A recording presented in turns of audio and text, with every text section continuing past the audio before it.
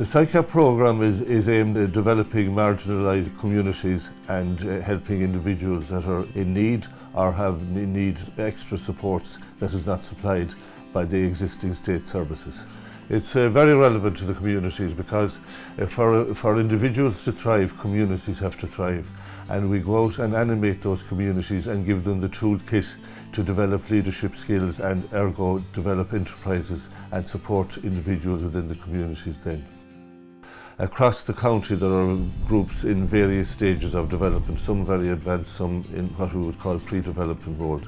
So we go out and we meet those communities, assess their needs and what types of support we should put in place. For some it's just a matter of helping them maybe apply for a grant, but for quite a lot it's actually training in leadership, governance and how to animate their own communities and how to do a socio-economic profile of their communities so that they're going to state agencies with information and research and shows that they can put a plan of action together. In Mayo, I suppose, in many ways we're in the post-agricultural landscape and our challenge now is to reinterpret the landscape in new ways, cultural landscapes, spiritual landscapes, food landscapes, literary landscapes. And it's in this context that the Davitt Museum is an example. It's using a methodology which we call Socio-Cultural Animation, where we're using elements of the past to develop the future. Communities are the construct of their history, and often we ignore this to our peril. And using culture as a community glue, it animates people, gets them interested in their place and gets them a sense of place. Michael Davitt, like he was a famous man. Like when you read about him and see all the journeys he made and what he done for the small farmers in Ireland. Make people more aware of what actually happened during the famine and that period of when evictions took place needs to be highlighted, and the new regime here in place now will mean that can happen. Well, there's huge changes. I mean, Davitt Museum, we were just down and out. We had no money, we had nothing. And when Mayo North East took it over, they put a curator in place. They got funding and put a curator in place. A full-time curator is who can concentrate completely on the museum, on the marketing, on the broadening of the vision. Here at the museum is housed in a pre-Punion church since the year 2000. We're open 7 days a week. We currently employ people through a community employment scheme, which is funded through the Department of Employment Affairs and Social Protection. In 2013, I was in receipt of disability pension. My chances of ever working again were actually quite remote. Now, luckily, I applied for an exemption to work on a community employment scheme here at the Michael Davitt Museum. And I was accepted and I found it a truly transformative experience.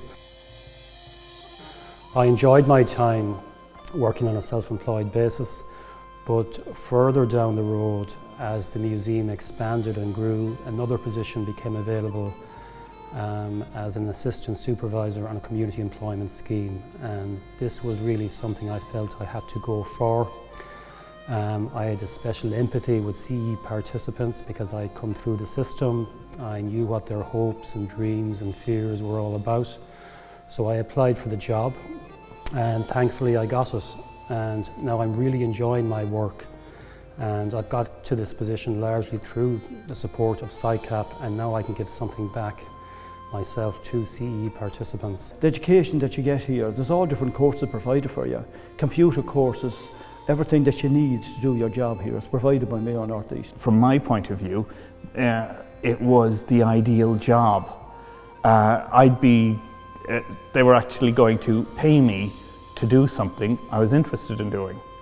So talk and research. What could be better? Michael Davitt's social agenda preempted the principles of SICAP. So here at the museum, we use those principles going forward, and we actually provide a safe space for, say, the unemployed, for the disability sector, for the marginalised. And here what we try and do is we upskill them, say, in roles. We mentor them. We try and bring on their confidence, and we try and just promote their well-beings. That's what it's all about. Oh, it was overlooked, definitely. There was no question at all about it. I mean, the kids going to school didn't know anything about Davitt, only just what they heard, and, you know, it was completely overlooked. Next Friday we will have all the children coming. We'll have about 61 children, the teachers coming as well, because there's again through the SICAP programme, the funding through the SICAP programme, it's we've got a street festival, so it's trying to get children away from technology and bring them back to the old traditional games. So we'll be hosting that here again on Friday. A golóir buntáistí le feiceáil idir an museum agus an scoil. Tá an páistí gcónaí tanú teach siad san seo agus na ceardan na éagsúla a dhéanamh chuireann siad rudaí ar siúl ar meall ar lá eile bríde, lá bailteanna, na rudaí tradiisiúnta mar sin. Chuireann siad ceistena ar na daoine sa museum chun fiosrúcháin a dhéanamh ar a Educas Hain.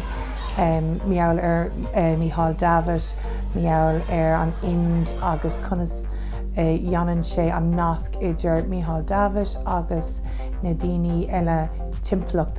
An athrú is mó atá le feiceáil ná féin faoin bhúscailt ag na páistí. Tá siad san in ann freagrach a thugú le a chuid Educas féin.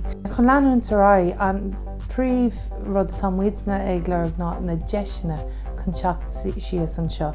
Cardlanna éagsúla dhéanú, just Educas bio bríomhar chur oscóir na báistí.